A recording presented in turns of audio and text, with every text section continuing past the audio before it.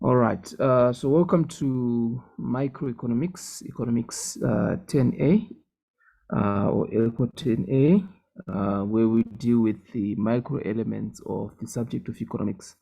My name is Fortune, and I'll be taking you for this particular module.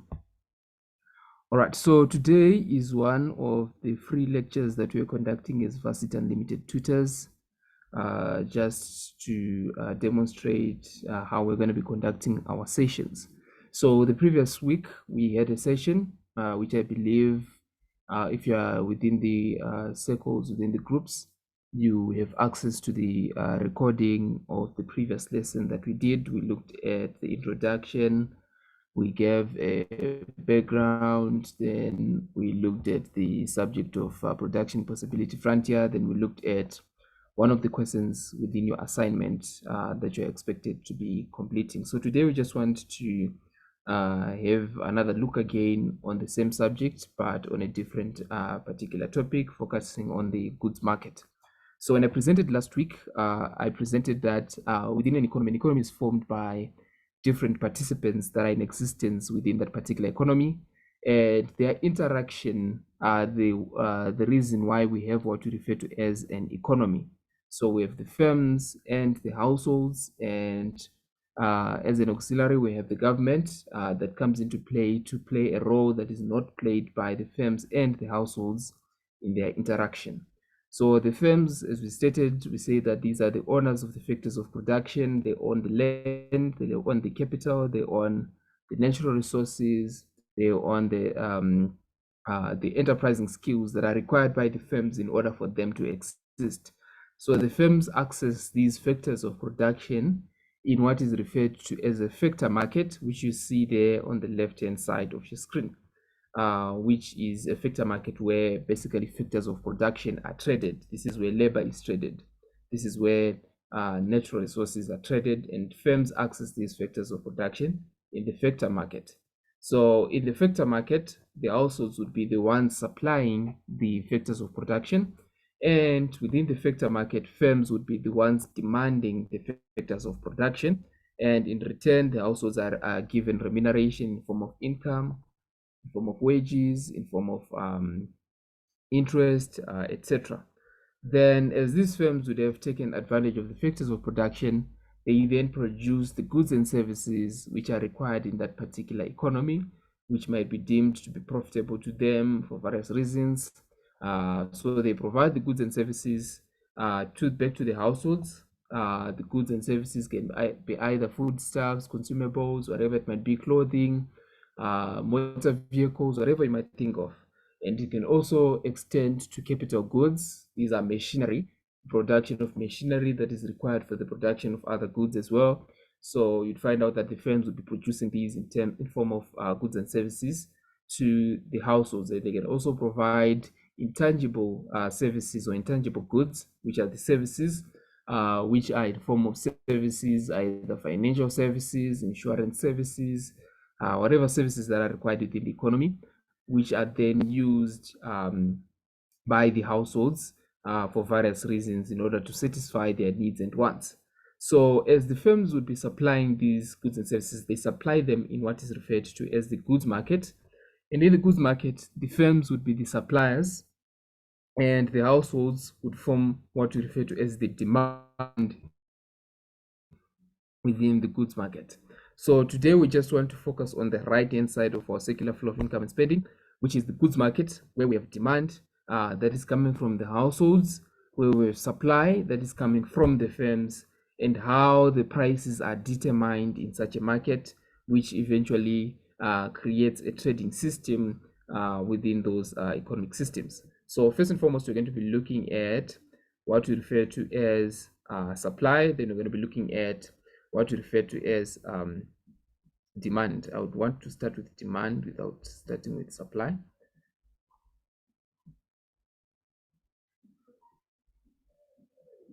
All right, so with demand can be defined in various ways.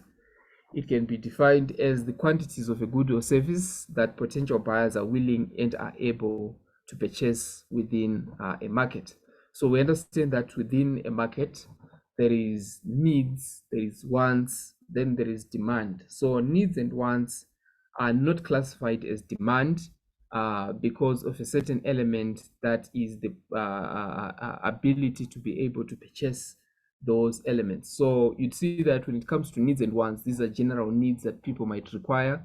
For instance, a person, if you are to be asked whether you want a Lamborghini or not, whether you would want to be driving a Lamborghini or not, everyone would say, yes, I would want to drive a Lamborghini. But that is not what we define to as demand, because it can only be classified as demand when you have the ability to purchase that particular product. So when you're looking at the demand, if you're looking at a product in terms of Lamborghinis or any of these luxury cars, would want to look at your ability to be able to purchase such a product for us to define that as demand. So it refers to the quantities of a good or service that potential buyers are willing and are able to buy. So there has to be the ability to be able to acquire or to fulfill such a want in order for it to be classified as demand. And demand also relates to the plans of households or firms or other economic participants in order for them to acquire certain goods or services. So basically, we're not talking about it being demand in its past events, but in its planning event, futuristic event, the extent to which individuals would want to plan to consume certain elements within the society, within the economy, would want to refer to that as demand. So this is very, very important when it comes to the definition of demand, because it gives you a clear understanding in relation to what we are referring to as demand. So demand is different from needs and wants. Demand has to be backed by the ability to purchase such a want or such a need that is required. And demand can be categorized into three elements, but in terms of microeconomics, we only focus on two, which is the individual demand and the market or industrial demand.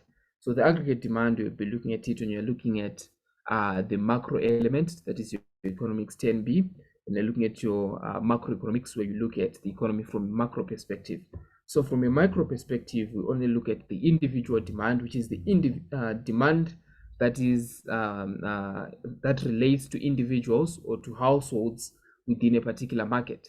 And market or industrial demand, this is the sum total of the individual demands on a market or industrial level. So basically, we're looking at a particular product, and that particular product being within a specific industry. So basically, if it is within the agricultural industry, we are looking at the demand in relation to the market demand for tomatoes, the market demand for maize, the market demand for cabbages, etc. So it will be the sum total of the individual demands that all the individuals that are interested in those particular products would be summed up to.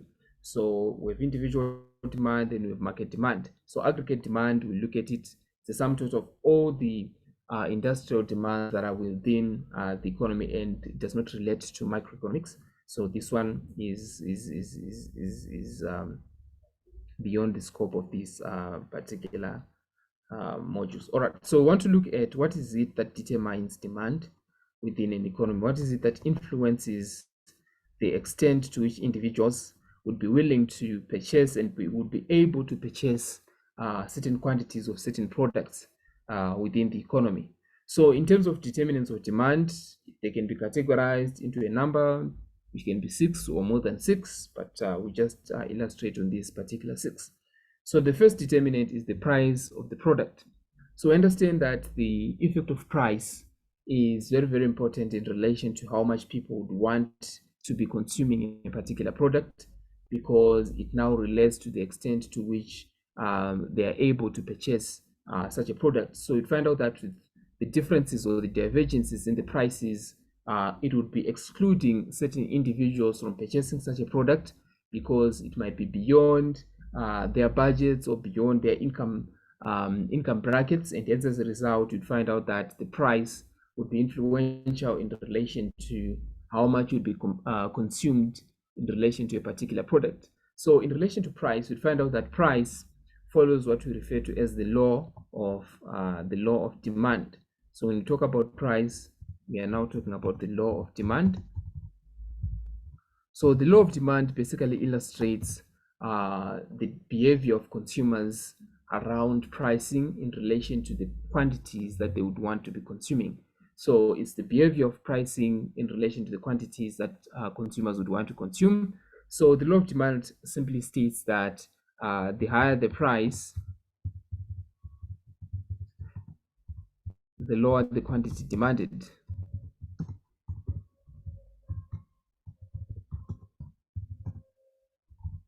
So, for instance, if you are to look at maybe the price of petrol, for instance, when the price of petrol was around 16 Rand a liter or even 8 Rand a liter at some point in time, um, you'd see that certain people would demand certain quantities of fuel in order for them to fulfill their different desires and needs within the economic spectrum. So, barring a change in the incomes, saying that people's income is not changing, if the price of fuel begins to rise per liter, it means that the ability of individuals to be able to afford such quantities or the same quantities that they were able to afford in the past becomes diminished. And hence, as a result, that creates this scenario that we're talking about, that the higher the price, the lower the quantity demanded. And hence, also, it applies if the price is to reduce, barring a no change in the income. It means that individuals within such a market would be able to purchase more. So, hence, as a result, the quantity demanded would increase as the price would be falling. So you see that this law of demand is very, very important, especially when it comes to the plotting of what we refer to as a demand curve. It follows this particular law where you see that when the prices is high, the quantities that are demanded would be very, very low in terms of the quantities. And when the prices are low, you'd see that the quantities that are demanded in terms of pricing would be very, very high. For instance, if you look at this particular demand curve, in relation to the market of tomatoes, you can see that we have a demand curve here, which is labeled DD, which is coordinates which are running from A to E. So you see that if the price is 5 Rand per kg of a tomato, the quantity demanded for that particular product would be 3 kgs per week. So that means that when the price is high, the individuals within this particular market demand 3 kgs of tomatoes per week. But when the price begins to fall from 5 to 4, you'd see that the quantity is now increasing because the price is now reducing. It's now increasing to 6 kgs per week because the price is now reasonably, is now considerably, not reasonably, considerably affordable for them. Then as the price continues to fall down, you'd see that the quantities again would start to increase. When it gets to 3, the quantities is increasing to 9. When it gets to 2, the quantity is increased to 12. When it gets to 1, the quantities are increasing to 15. So basically, this is the law of demand. The higher the price, the lower the quantity demanded. The lower the price, the higher the quantity that is demanded. This is the law of demand. And you can see that as price is changing, it's influencing the quantities that are demanded per kg of that particular product, in this particular instance, tomatoes. So you'd see that the price effect on demand would be in relation to the law of demand. The higher the price, the lower the quantity demanded. The lower the price, the higher the quantities that are demanded for that particular product. So this highlights the law of demand. So we want to look at other determinants of demand other than the price. So you see that the price results in what we refer to as movements along the demand curve. Let me just highlight that. So the changes in the price creates what is referred to as movements along the demand curve. So when I'm talking about movements along the demand curve, we're talking about as the price is moving from 5 to 4, you'd see that along the same demand curve, without changing the demand curve, the quantities begin to change and begin to contract and begin to expand in order for the market to be able to meet the quantities that are required in relation to that particular product. So you'd see that that will be adjusting in relation to the changes in the price.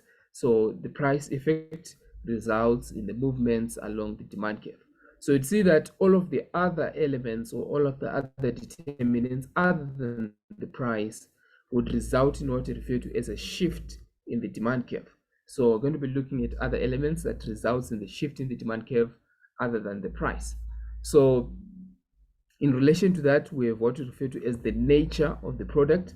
So in terms of the nature of the product, this is in relation to the relationship with that particular product with other products. So we understand that products relates differently with other products. It's either there's a relationship which is positive, or there's a relationship which is negative, or there's no relationship at all. So I'll explain what I'm referring to that when I'm saying positive relationship and negative relationship, or no relationship at all. So if you look at a particular product, for instance, if you look at bread, you understand that bread has a relationship with butter. Why? Because they can be used together. They can be used in conjunction with each other. You can use bread and butter at the same time. So hence, as a result, it means that as you are buying bread, you are likely going to be buying butter at the same time. So hence, as a result, you'd find out that there is a positive relationship between the two. And when we're having such a relationship, we call that relationship as a complementary relationship. So a complementary relationship is a relationship between two products that are jointly used together.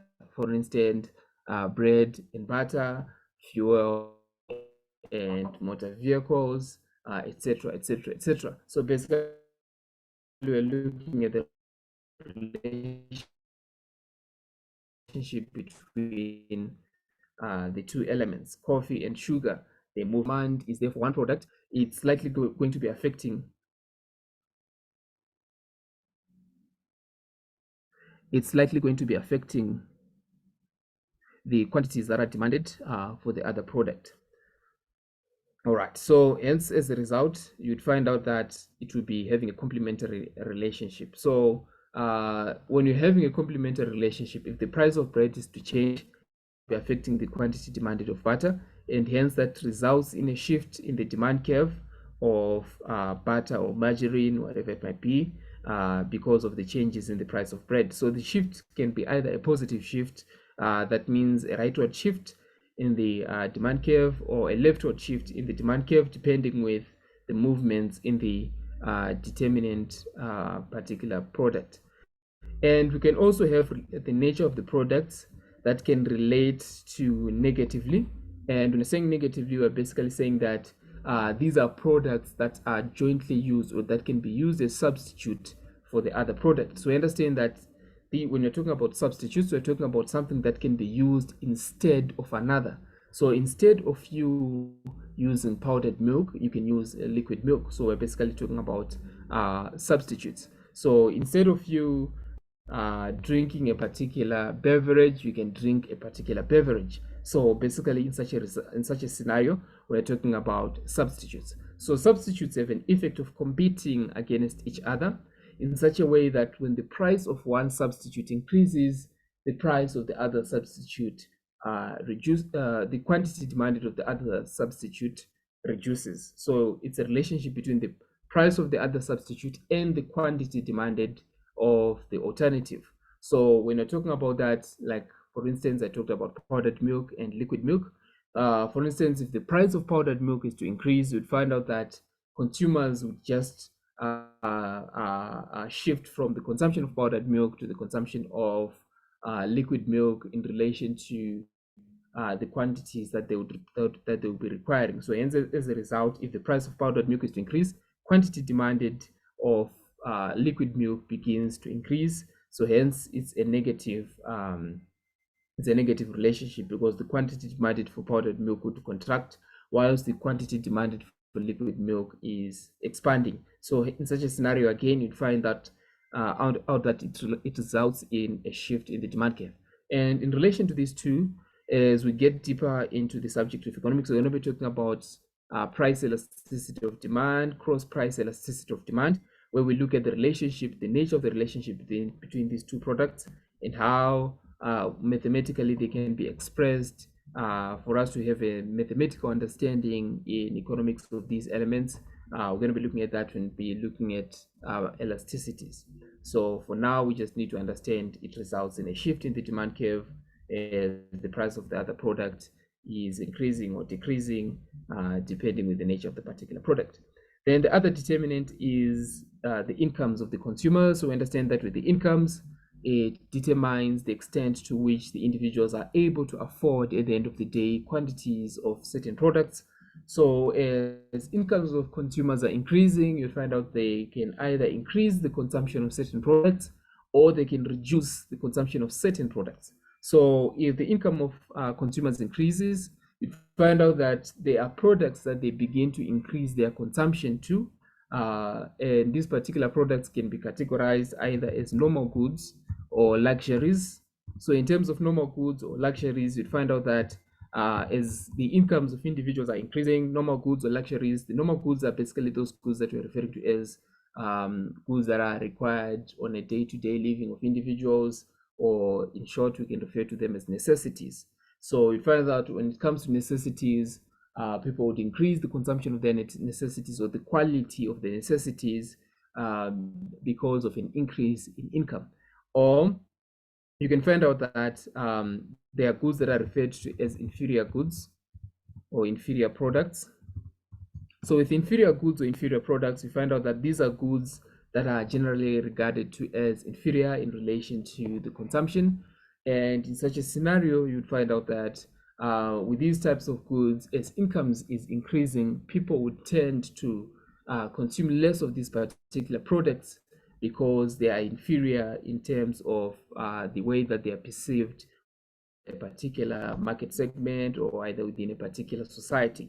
So hence, as a result, you'd find out that with inferior goods, as the incomes are increasing, the relationship with the increase in income and the quantity demanded for an inferior good would be negative, because the inferior good quantities demanded would be reduced as incomes are increasing. And for example, we can give an example of inferior goods. Usually in January, people associate the consumption of inferior goods with January, because January, most people, or just people in general, would be financially constrained due to various reasons that comes about with the relationship within that particular month and the other months. So we find out that in January, when people are saying that they are financially constrained, you'd find out they consume certain products which are not regarded as lofty products. For instance, people will be consuming more of chicken feet,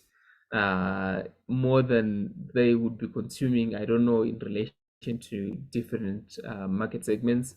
But in some market segments, chicken feet are regarded as inferior products, where they are consumed because a person's income is not able to afford the actual body of a chicken. You're not able to afford the actual chicken that you'd want, and people will be consuming elements like chicken gizzards, chicken necks, and things like that. So you find out that people would be consuming more of those when their incomes is very low, and when incomes begins to relax a bit, when they are now able to afford what they normally would want, you'd find out that they reduce the consumption of these elements. So inferior goods can be any good that is regarded within that particular society as a good that is generally inferior.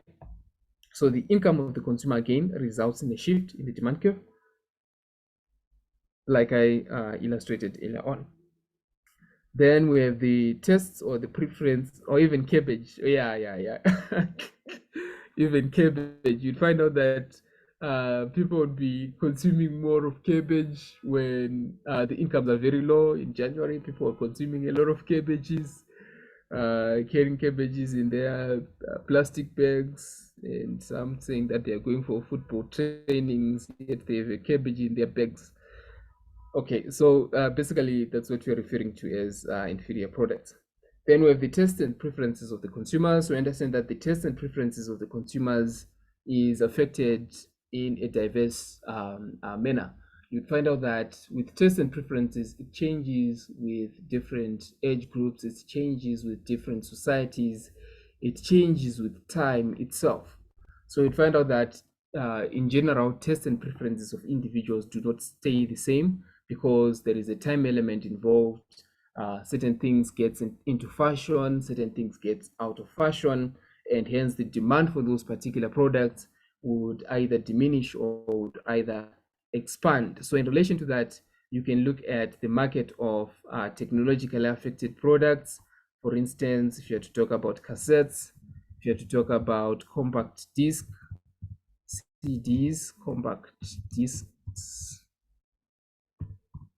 if you have to talk about fashion itself, clothing, you'd see that there are certain types of clothing that were demanded long back, which are no longer in demand in these particular scenarios. For instance, baggy jeans, but I'm seeing baggy jeans are sort of like coming back into fashion. I'm not particularly a good fashionist person, but you'd find out that there was a time when tight skinny jeans came into that much of a fashion, and now it seems like baggy jeans are sort of like coming back into fashion, or I don't know, depending with your tastes and preferences. So you'd find out that it cuts across different age groups. So as people get older, they demand more of a certain product, they demand less of a certain product because of different tastes and preferences of that particular consumers, as well as if you look at the time element, etc. Different demands were demanded due to the time elements in which the products were in question. Then with the size of the population or size of the households, so basically we're looking at the market demand. Obviously, with the increase in the population, there is likely going to be an increase in demand. The extent of an increase in the population or size of a household obviously would create an increases in the demand. So, and also we have the seasonal patterns. Seasonal patterns, I talked about technology, seasonal patterns of a product. There's some products that are demanded in season, and there are some products that whose demand diminishes out of season. Winter products are demanded more in winter. Summer products are demanded more in summer because of the seasons, the differences in the seasons. So you'd find out that all of these elements would be affecting demand, and also there's the aspect of geographical elements, etc., that can also come into play. That's why I say that you can find out that there are more than the determinants of demand can be more than the ones listed here. All right, so in relation to that, that basically highlights the element that we are referring to as demand, which reflects into what we refer to as a shift in the demand curve. So a shift in the demand curve is caused by other elements other than the price. So when you're talking about other determinants, apart from the price, we are looking at the shifts in the demand curve. All right, so I think for today, let's call it a day. I think today we've presented enough information for you to understand and for you to have some time looking at this information whilst you make a decision of either committing to joining us in the classes. So in the classes, the paid classes, we're going to be looking at the assignment. We're going to be looking at the theory in relation to the tutorials in relation to each particular topic that is required in this particular module. And we are also going to be having a bit of, for those that are going to be joining us, this is the last free session that we are offering. As Facility Unlimited tutors, you can make your way to James or one of the admins in the groups in which you joined this link from. That is where you can get further information. And if you have any information, feel free to ask us. We are there to assist you. I don't know if you have any questions regarding today's presentation or any other question that you'd want to be answered before we close.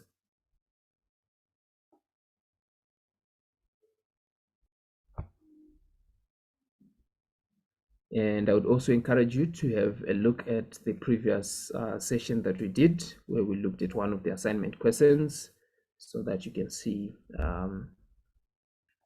further elements in relation to